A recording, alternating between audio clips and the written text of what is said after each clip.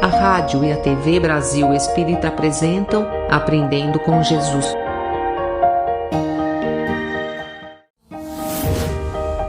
Apresentação: Alonso Filho.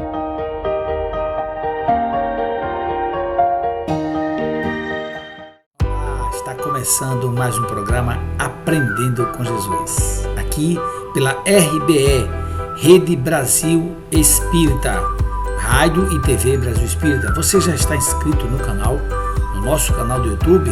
Se inscreva, ative o sininho para poder receber as notificações dos programas que foram gravados, e são muitos programas aqui gravados. O nosso programa Aprendendo com Jesus, você sabe, temos duas perguntas principais que dirigem o nosso programa. Quem é Jesus? O que Jesus ensina? Ao longo do programa você vai ouvir histórias, músicas, estudo, mensagens que trazem as histórias ligadas a Jesus. Também veremos, obviamente, algumas curiosidades dos tempos de Jesus. Eu conto com você. Não sai daí, participe comigo. É o programa Aprendendo com Jesus. Bem, meus amigos, vocês sabem que nessa primeira parte do programa nós buscamos responder a pergunta: quem é Jesus? E dessa vez nós pedimos ajuda, nos socorremos nada mais, nada menos do que Amélia Rodrigues, através de Divaldo Pereira Franco. É nesse livro que você vai me acompanhar, vendo? Premissas do Reino, um livro que é notável porque ele traz uma psicografia abençoada de Divaldo Franco, com esse espírito que traz toda a obra, ela é entretecida da sua palavra brilhante, uma célebre poetisa e literata baiana que já desencarnou. É um verdadeiro poema ao Cristo e a sua mensagem, a sua doutrina. As narrativas evangélicas trazidas por Amélia Rodrigues, elas ressurgem em uma linguagem nova, atualizada e oportuna, ensinando a palavra da vida aos atormentados dos dias odiernos, dos dias modernos, com excelentes respingos históricos, a fim de situar no tempo a nobre mensagem de Jesus. Ela faz um estudo também das origens do Evangelho e apresenta um mapa da Palestina ao tempo das ocorrências, com a finalidade de facilitar o leitor a situar-se com segurança e acompanhar as narrativas inovitáveis, inesquecíveis. É um livro que não pode faltar na biblioteca espírita e não deve ficar desconhecido. Então nós estamos colaborando também para essa divulgação que é fundamental, as premissas do reino. E nós vamos pegar nada mais, nada menos do que o último capítulo, falando de Jesus, que é o capítulo 20. E começa com uma passagem do Evangelho de João, que diz, Evangelho de João, capítulo 12, versículo 32. E eu, quando for levantado da terra, todos atrairei a mim. São palavras de Jesus recitadas por João. E começa então a nossa querida poetisa baiana, Amélia Rodrigues, dizendo: enquanto fulguravam em ouro os raios do astro rei, veja como é que ela trata o sol, banhando a natureza incomparável, banhando a natureza de incomparável festa de luz, foram pronunciadas as últimas palavras, ditas as instruções finais e significativas e delineadas as rotas para as tarefas do futuro. Nimbado por indefinível claridade, ele, Jesus, ascendeu lentamente ante a explosão de lágrimas dos companheiros e as esperanças de redenção pelo trabalho no porvir. A Amélia está trazendo para nós aqui aquela despedida de Jesus, quando Jesus, após a crucificação, quando ressuscitou, e então voltou, ainda ficou um bom tempo, mais de 40 dias com os discípulos aqui na terra, e depois deixou todas as orientações e foi embora. Veja que interessante como ela fala. Ela diz: a montanha na Betânia diminuía, os horizontes do mundo se ampliavam e seus olhos banhavam de ternura o fecundo campo de trabalho, onde as flores do amor deveriam desabrochar através dos tempos, sob sua inspiração. Jesus sempre inspirando aos seus trabalhadores. Convivera entre aquela gente simples, estabelecendo as bases da edificação fraterna para os espíritos, sempre destacando a fraternidade. Lembra que Jesus tratava os discípulos como irmãos. apagara-se para ministrar humildade e descera para melhor servir. No seu próprio evangelho está dito: eu vim para servir, não para ser servido. Ele que veio da morada celeste, onde habita e governa o nosso orbe. Dispensara intermediários nos seus planos e viera ele mesmo, Jesus, participar dos mínimos preparativos, demorando-se cada dia e a todo instante no mais acendrado desvelo, de modo a infundir, pelo exemplo, as lições firmes de dever e de abnegação. Veja que Jesus dava o exemplo. Ele acordava de madrugada para ir pregar, para ir visitar. Ele orava, parava para orar. Ele sentava para comer com as pessoas ditas de má vida, mostrando que ele, como diz no seu evangelho, veio para os que são doentes e não para os sãos. E olha que eu me incluo nesse time, um dos pacientes de Jesus, graças a Deus. Prevendo as consequências políticas, sociais e espirituais de sua mensagem na história dos tempos, podia divisar, desde já, as legiões dos que se deixariam sacrificar e se viciar, permanecendo fiéis aos postulados da verdade até a morte infamante. Os primeiros cristãos, em especial, foram muito corajosos, foram aqueles que tiveram a coragem de se sacrificar, deram o testemunho. E nós, hoje em dia, somos convocados ao testemunho da própria vida, física falando? É bom pensar, claro que não. Tem outros sacrifícios, outras renúncias que Jesus nos propõe para que nós possamos seguir com ele, ok? Assim pensando, o Rabi, inundou-se de inusitada alegria.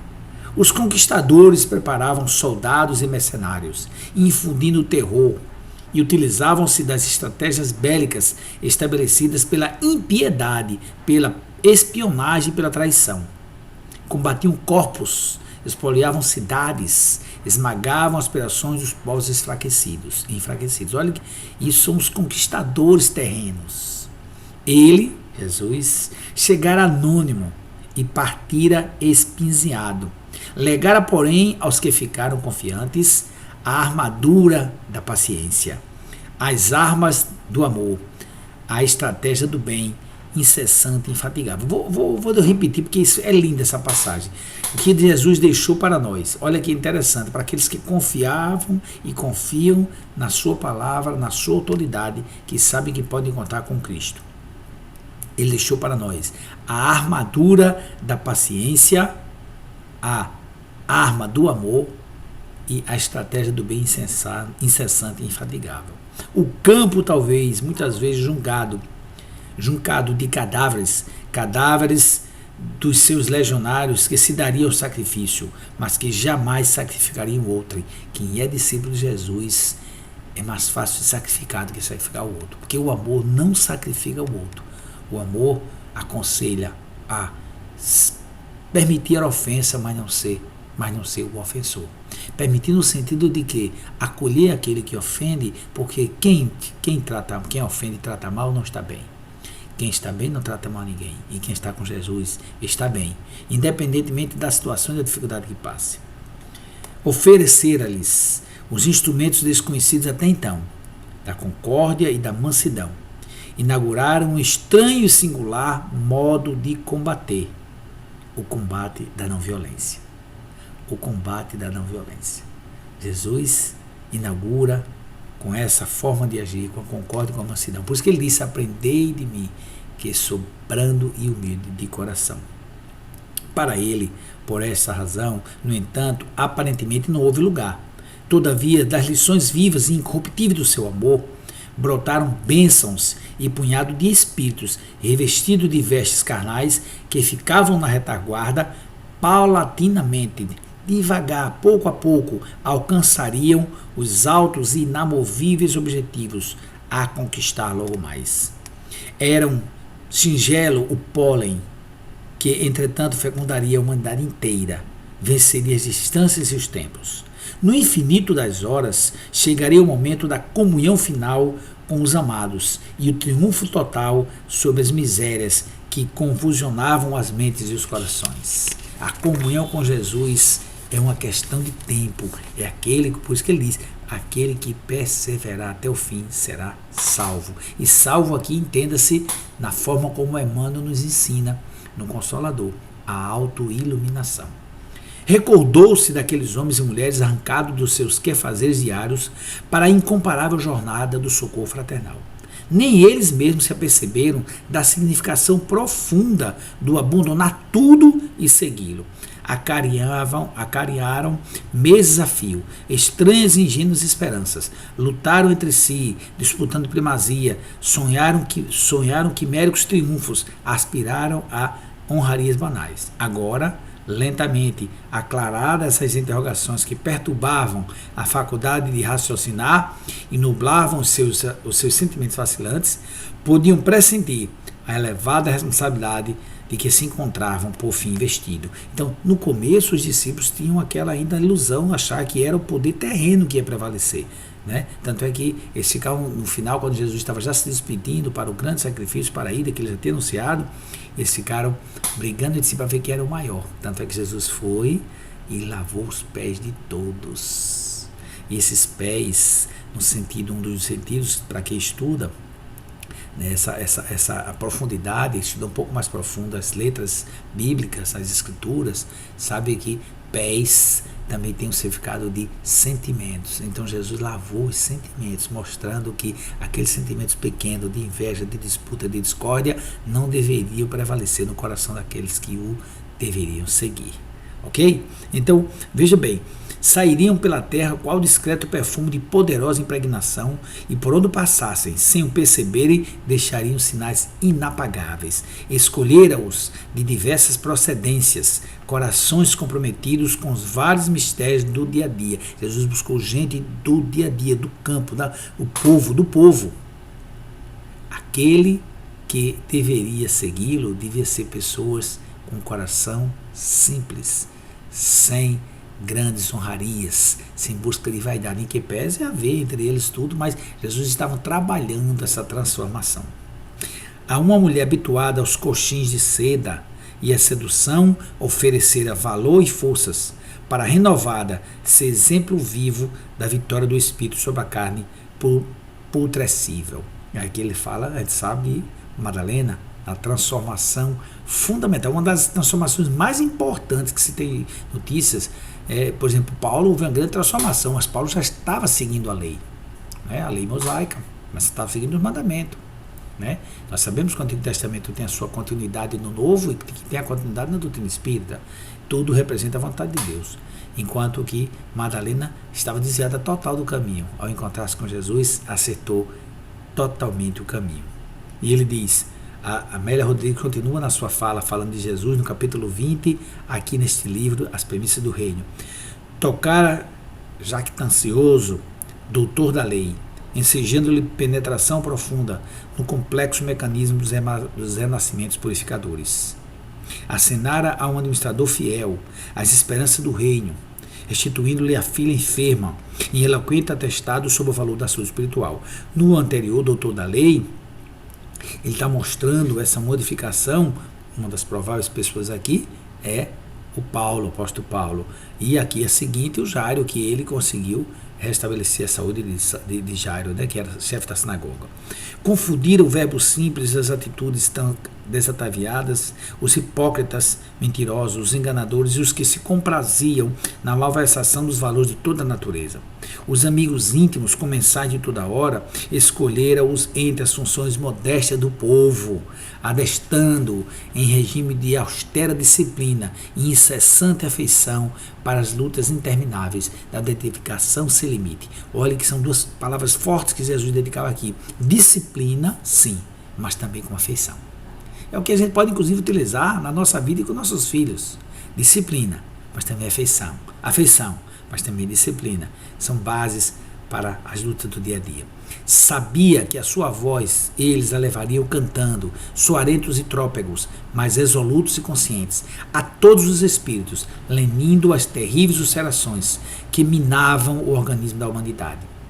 As mãos da cupidez da criminalidade se levantariam, todas as torpezas seriam arregimentadas, as mais infames armas seriam utilizadas contra, enquanto eles ficariam fiéis ao seu testemunho percorrendo a terra, mesmo combatido, permaneceriam de pé, lutando junto e ao lado de Jesus.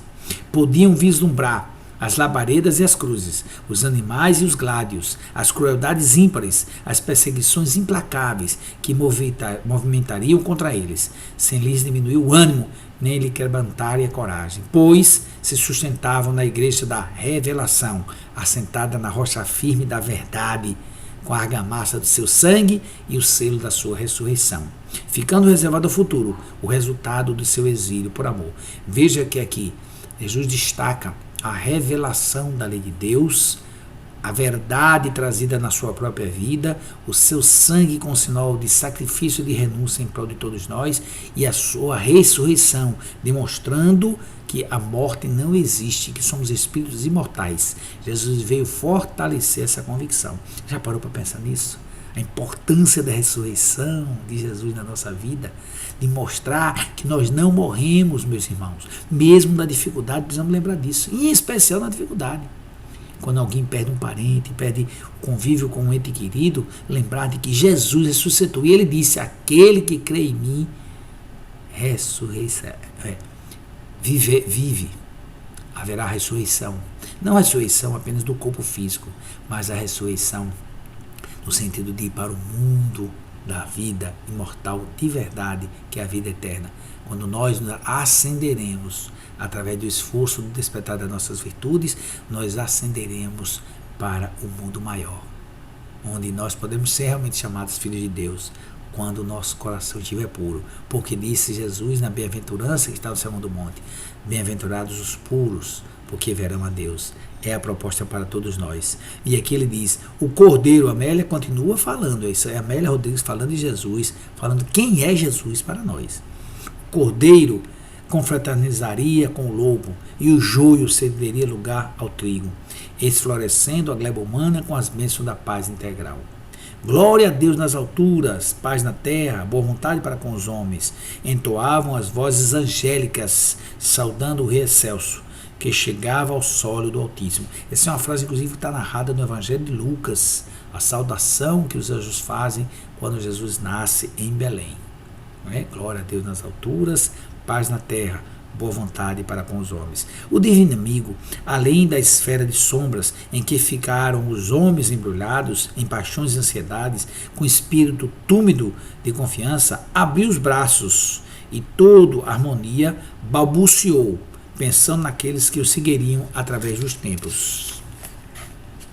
Jesus nos trouxe um modelo de oração para seguir, quando ele trouxe para nós, no Sermão do Monte, Pai nosso que estás nos céus, e retornando ao seio daquele que o enviou, ou retornando para Deus, sem se apartar, porém, dos lutadores da retaguarda terrena, até a consumação dos erros, consumação dos tempos. Desde então, o sofrimento e a dor encontraram amparo em débeis mãos, que se fortaleceram ao contato do trabalho cristão. Por onde passe a ida da guerra semeando cadáver e destruição, seguem, pois, corações abnegados, atendendo a viuvez, a orfandade, o abandono e a miséria. Não mais a impiedade se instalou na terra, nem a perseguição conseguiu pleno triunfo. Em toda parte, ele tem estado presente. E o simples enunciado do seu nome é vigoroso estímulo para a liberdade e paz do Espírito. Vou reler isso porque isso é muito interessante. Em toda parte tem estado ele presente, e o simples enunciado do seu nome é vigoroso estímulo para a liberdade e paz do Espírito. Após a vinda de Jesus para o planeta, despertou-se a caridade que habita no nosso coração, a solidariedade, a fraternidade, a afetividade, a brandura, o trato com respeito e com amor.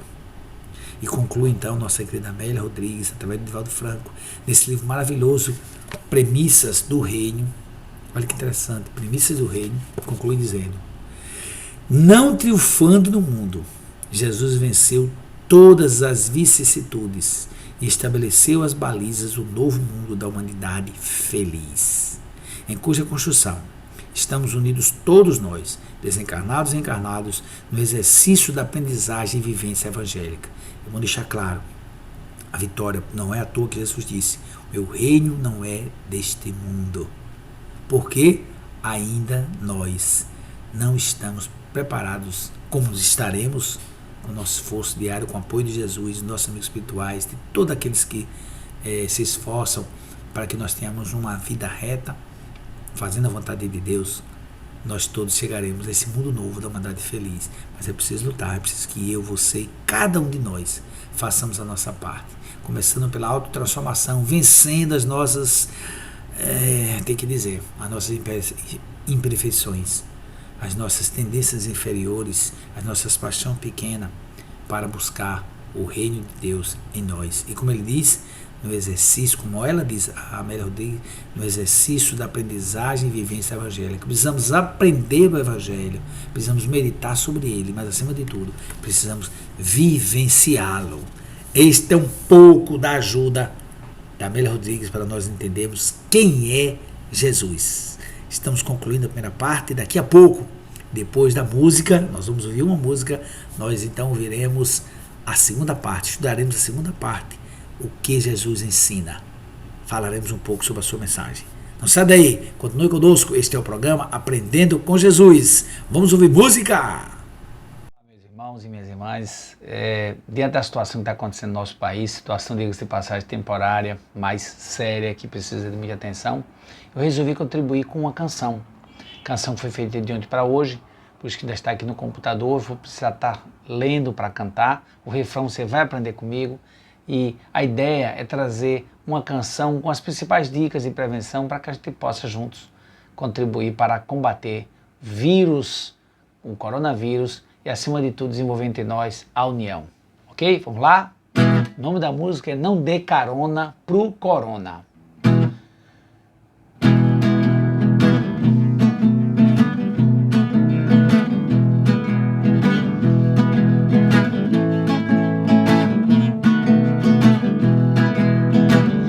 Carona pro corona, preste bem atenção. A melhor forma de se proteger ainda é a prevenção. Vamos juntos! Não dê carona pro corona, preste bem atenção. A melhor forma de se proteger ainda é a prevenção. Quando encontrar com alguém, evite o aperto de mão. Não beije nem abrace nessa atual situação. Logo, logo vai passar, coronavírus vai perder. Voltaremos a nos abraçar, com mais saúde eu e você. Não dê carona pro corona, preste bem atenção. A melhor forma de se proteger ainda é a prevenção. Dê carona pro corona, preste bem atenção. A melhor forma de se proteger ainda é a prevenção. Vai mais uma dica boa pra você sempre lembrar. Não fique por aí à toa, a sua casa é o lugar. Já tá na hora de pensar um pouco mais na família. Conversar, sorrir, brincar. Juntos não somos uma ilha. Não dê carona pro corona, preste bem atenção. A melhor forma de se proteger ainda é a prevenção. Não dê carona pro corona, preste bem atenção. A melhor forma de se proteger ainda é a prevenção. Não toque na boca e no nariz, e nos olhos sem a mão lavar. É o que a sabedoria diz. Se não quiser contaminar, se o objeto é pessoal, melhor é não compartilhar. No futuro tudo volta ao normal. Atualmente é bom evitar. Não dê carona pro corona. Vamos lá! A melhor forma de se proteger é a prevenção. De novo, não dê carona pro corona, preste bem atenção. A melhor forma de se proteger ainda é a prevenção. Vamos ser firmes na fé e ter mais solidariedade. Todos por todos de pé, ajuda mútua de verdade. Lembrar dos mais pobres na hora de cada decisão é a atitude mais nobre dessa grande nação. Dê carona pro corona, preste bem a atenção. A melhor forma de se proteger ainda é a prevenção. Dê carona pro corona, preste bem a atenção. A melhor forma de se proteger ainda é a prevenção. Juntos contra o coronavírus, todos por todos, juntos somos mais fortes. União, vamos juntos, que Deus nos abençoe. Muita paz e muita luz para todos. Como você já sabe, nessa segunda parte, nós buscamos responder a segunda pergunta, o que Jesus ensina? E vamos colher dos ensinamentos de Hermínio Miranda, nessa obra magnífica, com toda a história de Jesus, com levantamentos que comprovam a sua existência, passando por aspectos históricos, como a sua descendência, e até se Jesus é mesmo Messias, são analisados nessa obra. Fundamentado em pesquisas e estudos dos teólogos, o autor reconstrói a história do cristianismo, analisando a essência da mensagem de Jesus e os diversos rumos que ela tomou ao longo dos tempos, manipulada por interesses vários. Outros assuntos, como milagre, ressurreição, documentos canônicos, instituição dos sacramentos e o cristianismo, como a doutrina de Jesus, são explicados de maneira clara e objetiva. Um convite ao conhecimento especializados a todos que se interessam pelo assunto. É da casa editora O Clarim, e a obra que estou falando é essa daqui, Cristianismo, a mensagem esquecida, de Hermínio Miranda, ok? E nós vamos nos socorrer do ensinamento que ele traz no capítulo 12 desse livro, Cristianismo e Doutrina de Jesus. E é no item 4 que nós temos a mensagem esquecida, que nós vamos trazer para você, para que nós possamos juntos fazermos esse estudo, esse breve estudo. Espero que depois dessa nossa leitura e breves comentários, você se sinta estimulado a pesquisar essa obra, a pesquisar outras obras, de acordo com o que fizemos na primeira parte de Quem é Jesus. Trouxemos a Amélia Rodrigues com o livro Premissas do Reino. Agora estamos trazendo o Cristianismo, Mensagem Esquecida, de Hermínio Miranda. Quem sabe nessa segunda parte você se sente estimulado a estudar, como eu também estou buscando me estimular para entender mais, conhecer, entender, sentir e vivenciar a mensagem de Jesus. Hermínio Miranda, nesse item 4, a mensagem esquecida, ele começa com uma citação da primeira carta de Coríntios, capítulo 15, primeira carta de Paulo aos Coríntios, no capítulo 15, versículo 32, que diz: se os mortos não ressuscitam, comamos e bebamos, pois amanhã morreremos. E Hermínio comenta: chegamos assim às últimas páginas deste livro, que propõe um reexame, uma reavaliação do que estamos habituados a considerar como doutrina cristã. Milhões e milhões aderiram, por tradição ou escolha, aos preceitos doutrinários, certos que estavam entrando para as hostes cristãs. Limitaram-se a aceitar, sem exame, o que lhes foi dito, o cristianismo do Cristo, tal como ele teria ensinado e exemplificado na Palestina, há quase 20 séculos. Pois não é. As grandes realidades, a essência mesma da pregação de Jesus, continuam ignoradas. Olha que afirmação forte que ele traz para a gente. As grandes realidades, a essência mesma da pregação de Jesus, continuam ignoradas, porque foram deliberadamente esquecidas para que interesses mesquinhos e transitórios, embora duradouros, tivessem prioridade sobre os objetivos finais da vida. Para que, por um tempo, e infelizmente alongou-se demais esse tempo, continuasse a ser humano no livre-arbítrio das suas paixões. Continuasse o ser humano no livre-arbítrio de suas paixões, no uso e gozo do poder passageiro e, portanto, atado aos erros e, em consequência, à dor, como ensinou Jesus.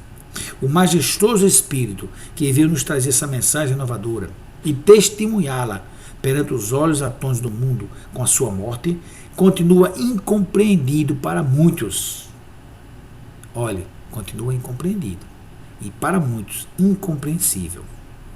Uma vez considerado difícil e áspero o acesso ao reino de Deus, tema central de sua pregação, ó, já dando a dica, tema central da pregação de Jesus, o reino de Deus. Para você que não está sabendo, dia 11 de outubro deste ano 2020, nós vamos ter o NEP Encontro de Alagoas, NEP Nordeste, né, que é situada, vai ser aqui em Alagoas, mas o NEP Nordeste, onde vão ser analisadas diversas parábolas. O NEP aqui de Alagoas, inclusive do que eu faço parte, que é o Seguidores de Jesus, também vai participar. Nós vamos participar junto com outros NEPs do Nordeste, com a parábola Os Trabalhadores da Vinha. Se você puder, participe, assista, vai ser pelo YouTube, nós vamos assistir pelo YouTube, vai ter o link, vai ter tudo. Se interessa, bota lá no Google, você vai encontrar, tá bom? NEP Encontro, um encontro do NEP do Nordeste.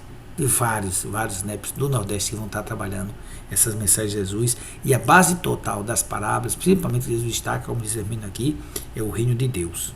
E ele diz, tema central de sua pregação, aos que preferiram os atalhos, aparentemente mais fáceis, dos ritos, dos sacramentos, das missas, da justificação pela fé, dos dogmas e dos exclusivismos, enquanto se espera que Jesus volte sobre seus passos e nos venha buscar para o céu. Achou-se preferível concentrar todos os esforços na elaboração de um corpo doutrinário e uma sistematização de uma prática que conservassem para nós mesma e exausta fórmula multimilenar de deuses irados, aos quais devemos propiciar e aos quais temos de barganhar os mesmos gestos, posturas e ritos sem sentido, sem nenhum esforço de auto-renovação. Olha a crítica da prática exterior sem auto-renovação. E com isso ficaram deslocadas as prioridades e subvertidas. Se o que importa é construir o reino de Deus em nós, para que ele se reflita e se projete no mundo em que vivemos, se a metodologia dessa conquista é o exercício do amor universal, do perdão sem limites, da caridade desdobrada, sob todas as suas manifestações, por que concentrar ênfase em esdrúxulas e inúteis fórmulas dogmáticas? Pergunta. Se o reino de Deus intimamente é a minha meta, porque externamente eu fico criando teoria e não praticar o amor universal, as tônicas da mensagem esquecida de Jesus continuam ignoradas, enquanto dele fizemos um Deus que morreu para nos ficar dos nossos pecados.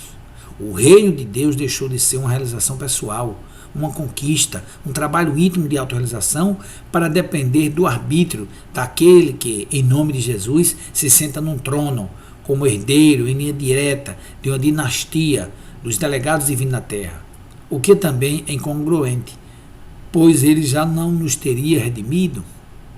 Olha aí, por que ficar dependendo dos outros para nos guiar para o reino de Deus? Se Jesus já nos redimiu, nos deu o caminho, a verdade e a vida. O que aconteceu com as realidades ignoradas, mas não desconhecidas? Continuaram rejeitadas, sufocadas, escondidas, temidas e até perseguidas. A cura de leprosos, cegos e possessos, paralíticos e obsidiados, fenômenos naturais que uma pessoa bem dotada e ligada aos poderes da vida de Deus, lê-se Deus, né, poderes da vida superiores, poderes superiores da vida, lê-se poderes superiores de Deus, pode exercer e tem exercido por toda parte, acabou conceituada como um fenômeno sobrenatural, derrogação de leis divinas e possíveis, e, portanto, só possíveis ao próprio Deus. Ou seja, criou-se, né, uma forma de agir, uma forma de pensar, de que fazer o bem, transformar a própria vida de alguém, seria coisa só de Deus. Quando Deus quer que, através de nós cuidemos dos outros. A manifestação, diz Hermínio de Miranda, a manifestação pessoal de Jesus, após a tragédia da cruz, foi mascarada de ressurreição, ou seja, restituição da vida ao seu cadáver. E com esse corpo teria ele subido aos céus. Sufocou-se a mais dramática das suas mensagens à humanidade temerosa e sofredora, a radiosa realidade da sobrevivência do espírito imortal. Nenhum grande pensador ou profeta antes deles fez isso, para que todos vissem e certificassem dessa consoladora realidade. Suas aparições têm esse significado tão simples e ao mesmo tempo tão transcendente, que a vida continua. A morte não existe. O Espírito vive sempre. Ninguém antes dele deu esse testemunho e nem documentou dessa maneira a doutrina que ensinou. Então a ressurreição de Jesus não é voltar para o próprio corpo, como diz Hermínio Miranda. É o espírito imortal que não morre. Aquele corpo perecível ficou na terra, mas o espírito imortal, o espírito crístico, como também nós somos imortais, não morre jamais. E ele demonstrou também que não fora criado aqui. Ao nascer, ao formar-se o seu corpo, trouxe tarefas a realizar, deu testemunho de experiências adquiridas, conhecimento consolidado, sabedoria ainda incompreensível para nós, em todas as suas consequências, implicações, amplitudes e belezas. É ele, portanto, de elevadíssima condição evolutiva e, portanto, de um passado de existência que se perde nos longe do infinitivo, nos longe do infinito. Antes de Abraão existir, já existia eu, disse ele. Paulo coloca como construtor da terra, como pai adotivo dos espíritos que aqui estão destinados a viver e evoluir. Compete-lhe levar-nos todos nós, todos mesmo, à realização do reino de Deus e não ao reino de Deus como um território regido por Messias. Olha, interessante essa colocação, né? Hermínio nos coloca aqui. Jesus veio para nos trazer, para nos fazer realizar o reino de Deus em nós e no ambiente que vivemos, e não nos levar para um reino que já está pronto. João Batista, no seu testemunho inequívoco, é um ser sobrevivente e preexistente. Ele é o Elias que tinha de vir, e veio, e não era o espírito inexperiente, novato, recém-criado, com uma vida única na carne. Morrera como Elias e nascera de novo. Seu espírito dotado de um corpo incorruptível entra de novo no ventre de uma mulher. E renascera. Mesmo porque, sem o renascimento, não há como realizar em nós as condições de pureza e de amor, que nos confere o reino de Deus em nossa intimidade. Como vamos conseguir a perfeição exigida num período de uma só vida? Como tomar de assalto o reino? Todas essas realidades são hoje motivo de embaraço e vexame, quando deveriam ser, muito pelo contrário, verdades prioritárias, proclamadas por toda parte, comprovadas, demonstradas, documentadas. Já os teólogos se sentem embaraçados e sem condições de admitir que o espírito humano sobrevive, que é o milagre, e que esse milagre é possível, ou seja, sobreviver à morte do corpo não é milagre. Na verdade, o que Hermínio quer falar é que é uma coisa natural, é lei de Deus, é da lei de Deus e é natural. E é interessante quando ele diz que o exercício dos carismas da igreja primitiva, que poderia servir para esclarecer tais realidades e manter aceso o fogo sagrado da verdade, foi também sufocado. Como persistissem, pois, os mecanismos divinos da vida não se submetem às paixões humanas. Os carismas, que com o tempo terem muitos nomes, profecia, mistérios, necromancia, histeria, mediunidade, sensibilidade extrasensorial, o que seja, passariam a ser sumariamente considerados como atos do demônio. Fraude, alucinação, debilidade mental, alienação, objetivação do fenômeno subjetivo da mente. Num caso assim tão embaraçoso como da sobrevivência do ser à morte corporal, tudo serve, desde que o fenômeno continue a ser rejeitado. É que as realidades ora ocultas ou rejeitadas e esquecidas têm no seu bojo um irresistível potencial contestador perante o que está aí, como doutrina cristã. Não é o que as igrejas dizem do Cristo que ignora outras realidades. Olha, não é o que as igrejas se dizem do Cristo e ignoram outra realidade. Não é isso, não, elas não ignoram. É que as temem por saberem das suas consequências e implicações. Ocorre aqui uma dramática simetria histórica. Ao tempo do Cristo, os poderes religiosos instalados no topo da pirâmide social e política compreenderam tão bem as implicações contidas na ideia do reino de Deus que manobraram para fazer calar aquele que a pregonizavam. Nos tempos modernos, o drama não é menos impressionante. Uma vez admitidas as realidades de tais fenômenos, as igrejas se desarticulam estruturalmente, como corpo e espírito, ou seja, nos seus organogramas políticos administrativos e no fundamento do que persiste, obstinadamente apresentar como doutrina cristã. Hermínio está fazendo uma crítica forte ao que se tem falado da doutrina cristã, que está desviada, desculpa, do que Jesus pregou, trouxe, exemplificou ao longo da sua passagem aqui. Ele diz, por outro lado, se não aceitarem das realidades dentro de algum tempo, não terão mais o que dizer ao ser humano que sofre, que busca, que espera, que anseia. As pessoas estão cada vez mais esclarecidas. Não há como ficar com a história da carochinha, né? A realidade é espiritual. Só a reencarnação, o renascimento, a continuidade da vida, comprometimento ou não diante da lei de Deus, as expiações e as provas é que poderão explicar o que vivenciamos hoje. Dizer o que é aquele que busca, que crê e espere que Jesus virá buscá-lo um dia, desde que se filie a determinada igreja e cumpra determinados rituais, é isso que se quer? Essa não é a realidade que o crente irá encontrar no mundo póstumo, para onde seguimos todos ao término de cada existência na carne. Estimular com que aquele que vive cercado de dificuldades e problemas, sem comida sobre a mesa, sem roupa sobre o corpo, sem esperança dentro do coração. Como fazer isso? Que lute pela transformação social, por bem ou por mal, pelo voto ou pelo crime, seja se preciso for? Consolar o que anseia, pela paz que vive atormentado, deseja o amor e vê o ódio por toda parte, que ele se esforce por praticar o bem que deseja, mas é insíduo no mal que não deseja? Como, com o sacramento catártico da confissão e com o outro ilusório de que está se alimentando na carne de Deus e bebendo seu sangue?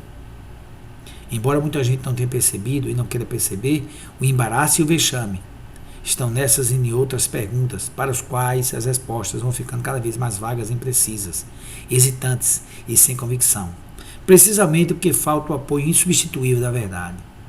Como dizia Jesus, seja o vosso falar sim, sim, não, não. Conhecereis a verdade e a verdade vos libertará. Em verdade te digo, falamos do que sabemos e damos testemunho do que vimos, porém não recebeis nosso testemunho. Se não acreditais quando vos falo de coisas da terra, como acreditaria quando vos falar de coisas do céu? São passagens evangélicas na mensagem de Jesus que a Emílio traz para nos mostrar que muita gente está com uma visão diferente e errada da mensagem de Jesus. Precisamos conhecer verdadeiramente qual é a sua intenção. Se hoje falam em nome de Jesus e ainda não acreditam nas coisas do céu, então o momento é grave e crítico, porque aí estão as realidades rejeitadas. A verdade que se tornou vexatória exatamente para aqueles que se dizem seus dispensadores, seus guardiões e seus arautos. Há muito que se mudou o enfoque e se reverteram as prioridades das coisas do céu e passou-se a se cuidar das coisas da terra. Muita gente conectada com as coisas apenas da terra. E como cegos dirigindo o cego, armou-se o espetáculo lamentável da insensatez. Tem nos olhos, mas não querem ver. Aí vem agora Hermínio trazendo para nós, digamos assim, uma pérola, para que a gente preste atenção à importância que ele traz para nós. O tema central da pregação de Jesus, portanto, não é o da sua divindade, não é o do seu messianato, não é da sua descendência davídica, do nascimento especial, excepcional, ou prática de sacramentos rituais. Não é. O tema central da pregação, segundo Hermínio, é o reino de Deus. Olha que interessante. Que incumbe a cada um realizar pessoalmente na intimidade do seu ser, com instrumentação do amor universal, sem limites ou ressalva. Veja que fantástico Hermínio traz para nós. Hermínio de Miranda. O tema central da pregação de Jesus é o reino de Deus, que cada um deverá realizar pessoalmente na intimidade do seu ser. Através de quê? Do amor universal. E ele está quase concluindo, segundo penúltimo parágrafo. Jamais poderemos entender a amplitude das implicações de seu ensinamento se ele não houvesse demonstrado como fez a continuidade da vida. Então, Jesus, ao desencarnar e a voltar como espírito mortal que é, ele quis mostrar que a vida continua. E o projeto de realização do reino de Deus em nós, ele é contínuo a cada existência, tanto aqui como no mundo espiritual. Quanto antes aproveitamos as oportunidades na vida, aqui na Terra, nessa encarnação, porque o mais importante nesse momento é o dia de hoje, é essa encarnação presente, nós estaremos construindo em nós o reino de Deus. E ele diz, por isso escreveu Paulo aos Coríntios com veemência e convicção. E se Cristo não ressuscitou, lê-se, sobreviveu, vazia a nossa pregação, vazia também a vossa fé. E mais adiante Paulo fala, pois se os mortos não ressuscitam, não sobrevivem, também Cristo não ressuscitou. E se os mortos não ressuscitam, comamos e bebamos, pois amanhã morreremos. Ou seja, Hermínio traz essas passagens para nos refletir dizendo, a grande mensagem esquecida do cristianismo é, pois, a da realização ou da realidade espiritual, com tudo que nele está implícito e explícito. Vou repetir. A grande mensagem esquecida do cristianismo é a realidade espiritual, com tudo que nela está implícito e explícito. Então, aqui nós concluímos essa parte conclamando você e também a mim, obviamente, a aprofundarmos as reflexões em cima disso. Leia, assista de novo esse vídeo, examine, veja com calma, pondere e pergunte a si mesmo quando devo perguntar a mim. Eu estou realizando o reino de Deus em mim? Eu estou, através da busca do amor universal, superar as minhas mazelas, as minhas imperfeições, para seguir verdadeiramente o Mestre? São reflexões que precisam ser feitas. Porque essa resposta estará respondendo o que Jesus ensina, que Hermínio Jadriz já nos concede a oportunidade de refletir sobre a construção do reino de Deus em nossa intimidade. Não sai daí, daqui a pouco a gente volta. Lembre que nós ainda temos as curiosidades do tempo de Jesus. Bem, nesse momento nós vamos ver agora, rapidamente, curiosidades do tempo de Jesus, retirada desse livro, Manual dos Tempos e Costumes Bíblicos, de William Coleman. É interessante, nós já vimos nos programas passados, nós vimos sobre a moradia, falamos um pouco sobre os telhados planos, e agora nós vamos falar sobre a porta, como era a porta das casas da época de Jesus na Palestina. As portas de entrada das casas naquela época eram bem diferentes, variando muito de uma para outra, assim como acontece hoje. Em sua maior parte, as portas eram pequenas e estreitas. Em vez de dobradiças, elas eram presas em um encaixe de pedra, onde giravam com facilidade. É possível que as portas na zona rural fossem deixadas constantemente abertas. O homem da cidade, porém, já era um pouco mais cauteloso. Mas é interessante destacar, para os hebreus, a porta tinha uma importância espiritual muito grande. Grave isso, a porta tinha uma importância espiritual muito grande. A soleira era de pedra e considerada sagrada. Durante a Páscoa, passava-se sangue nela, para relembrar a ocasião dos que tinham sido milagrosamente libertos do cativeiro do Egito, em decorrência das 10 pragas. Afixado na soleira das portas havia um mezuzá, que consistia em um tubo de metal, uma caixa de madeira, dentro do qual era guardado um pergaminho, contendo um texto de Deuteronômio, capítulo 6, versículo 4 9, o Shema, ou credo, que diz assim: Ouve, ó Israel, o Senhor nosso Deus é o único Senhor. Amarás, pois, o Senhor teu Deus, de todo o teu coração, e de toda a tua alma, e de toda a tua força. Olha que interessante, em cada porta estava guardado ali dentro, um pergaminhozinho dizendo exatamente Deuteronômio 6, 4, 9. Essas palavras, as palavras que hoje te ordeno estarão no teu coração, e tu inculcarás em teus filhos, delas falarás sentado em tua mesa e andando pelo caminho, deitar-se-á ao se deitar ou levantar. Também atarás como sinal na tua mão e terão por fronte os teus olhos. E as escreverás nos umbrais da tua casa, das tuas portas. Hoje em dia, ainda há escribas que fazem esses pergaminhos segundo instruções especiais. O pergaminho era enrolado de forma que era colocado no estoso, o termo hebraico, todo-poderoso, para ficasse isso à vista através do orifício da porta, na caixa. Olha, interessante, lá na caixa, um orifíciozinho tem escrito o todo-poderoso. E é interessante que muitas vezes, quando os israelitas saíam ou entravam em casa, beijavam os próprios dedos. E em seguida tocava o mezuzá, onde estava a mensagem dizendo: Ouve, ó Israel, eu sou teu Deus todo-poderoso, amarás o teu Deus de todo o coração, toda a tua alma. E é interessante que esse cartucho na porta tinha vários propósitos. Primeiro, era um testemunho de fé para os vizinhos, um sinal de que o morador cria na proteção de Deus. E um lembrete também da história do povo de Israel, da sua libertação do cativeiro do Egito. Então, é interessante porque eles assim, geralmente não trancavam as portas, mas poderiam fazer se assim o desejasse. E por isso se utilizavam de imensas chaves de madeira. E embora as chaves fossem bem grandes, alguns costumavam carregá-las penduradas no pescoço. Outra forma de trancar a porta era passar por uma barra de madeira por dentro. Por dentro botar uma trava de madeira. São pequenas curiosidades que nós queremos trazer para que você nos acompanhe e fique sabendo dessas curiosidades do tempo de Jesus. Não podemos esquecer, ok? Estamos concluindo o programa, daqui a pouco a gente se despede. Aguarde aí, continue comigo. Pois é, meus irmãos e minhas irmãs, chegamos ao final de mais um programa Aprendendo com Jesus, aqui pela RBE, Rede Brasil Espírita, a Rádio TV Brasil Espírita, que você acompanha diariamente. Então o que eu peço a você? Assista os nossos programas, todos os programas da RBE, Assista, acompanhe, se inscreva no canal do YouTube, ative o sininho de notificações para ficar sabendo. Se possível, dê um like na nossa programação, porque é a RBE 9 anos iluminando consciências e eu acrescentaria sutilmente consolando corações, ok? Fique com Deus, fique na paz, fique na luz, ficamos com Jesus, fazendo a vontade de Deus. Fui!